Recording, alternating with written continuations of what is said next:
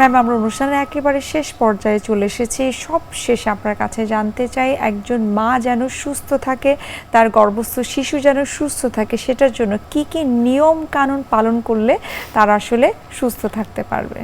একটা প্রেগনেন্ট মা যখন তার কনসিভ হয়েছে তার আগে থেকেই তার কিন্তু একটা প্ল্যান থাকে, বেশিরভাগ ক্ষেত্রেই দেখা যায় তাই। এরপর কনসিভ করার পরে সে রেগুলার ডাক্তারকে চেক আপ করাবে, সে একটা হেলদি লাইফস্টাইলের মধ্যে থাকবে, কোন কোন খাবারগুলো খেলে তার মানে ভালো হয় সেগুলো পুষ্টি গুণাগুণগুলোও তাকে জানতে হবে। যেমন আমরা এই সময়টাতে প্রোটিন জাতীয় খাবারগুলো একটু বাড়িয়ে খেতে বলি। প্রথম 3 মাস তো মেয়েটার হয়তো বমি বা অন্যান্য কারণে বা মুখের রুচি কমে যায়, সে খেতে পারে না। 3 মাসের পর থেকে আমরা কিন্তু তাদেরকে খুব বেশি প্রোটিন খাবারগুলো খাওয়ার জন্য এনকারেজ করি, খাবারের পরিমাণটা একটু বাড়িয়ে দিতে বলি। তারপর দেখা যাচ্ছে তাকে ফ্রুটস, যে মেয়েটার হয়তো সারা জীবনে রেগুলার কোনো ফল টল খাওয়ার অভ্যাস নেই তাদেরকেও আমরা বলি, এবং তার সঙ্গে কিন্তু একটু লিকুইড ডায়েটও খাওয়ার জন্য আমরা এনকারেজ করি। কারণ এই সময় দেখা যায় মেয়েদের কিন্তু ইউরিন ইনফেকশন হওয়ার একটা টেন্ডেন্সি বেড়ে যায়, এবং তার সঙ্গে পার্সোনাল হাইজিনটা মেনটেন করা প্রপারলি সেটার ব্যাপারে এনকারেজ করি। তার রেস্ট, দুপুরে অন্তত তাকে 2 ঘন্টা ঘুমাতে হবে, আচ্ছা, এবং রাতে 6 থেকে 7 ঘন্টা সে রেস্ট নিবে। অনেকে ভাবে যে এই সময় ঘুম কমে যায়, যার জন্য দেখা যাচ্ছে সে ফেসবুক অথবা এগুলো নিয়ে ব্যস্ত থাকে, হাঁটাহাঁটি করে, সেটা কিন্তু করা যাবে না। অ্যাটলিস্ট তাকে 7 থেকে 8 ঘন্টা বিছানায় শুয়ে বিশ্রাম নিতে হবে, ঘুম না হলেও।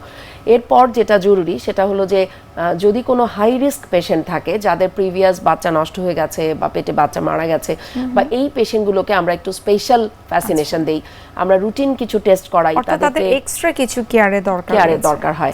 আমরা অনুষ্ঠানের একেবারে শেষ পর্যায়ে চলে এসেছি। আপনাকে অসংখ্য ধন্যবাদ এত গুরুত্বপূর্ণ কিছু তথ্য আমাদেরকে দেওয়ার জন্য। আবার ধন্যবাদ জানাচ্ছি এবং শুভকামনা এনটিভির পক্ষ থেকে।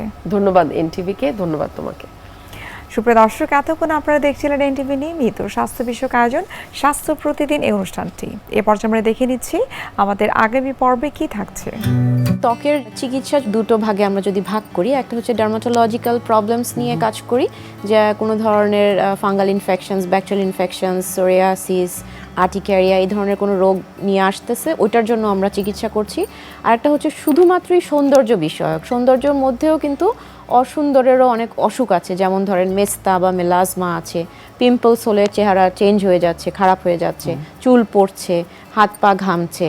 বিশ্বের যে কোনো প্রান্ত থেকে যে কোনো সময় এনটিভি জনপ্রিয় অনুষ্ঠান স্বাস্থ্য প্রতিদিন দেখতে আপনারা ভিজিট করতে পারেন আমাদের পূর্ণাঙ্গ পোর্টাল www.ntvbd.com এ। এছাড়াও এনটিভির বিভিন্ন ধরনের জনপ্রিয় অনুষ্ঠান এবং নিউজ আপডেট পেতে আপনারা ভিজিট করতে পারেন আমাদের ইউটিউব চ্যানেল এবং ভেরিফাইড ফেসবুক পেজে।